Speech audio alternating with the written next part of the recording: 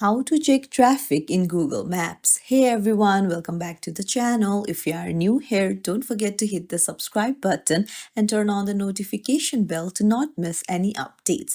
Today we're diving into a quick tip on how to check traffic in Google Maps. So first open up the Google Maps on your device. So it's your go-to tool for navigating traffic.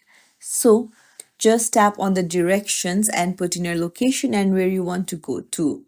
Now to view the traffic conditions, tap the layers icon in the top right corner and then under map details, set it to traffic. Now come back and you'll see real-time traffic conditions like blue for light traffic, yellow for moderate, and then red for heavy traffic.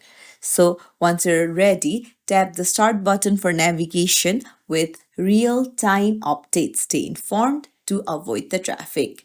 And that's it. If you found this tutorial helpful, don't forget to like and subscribe to our channel for more tips and tricks. Thank you for watching.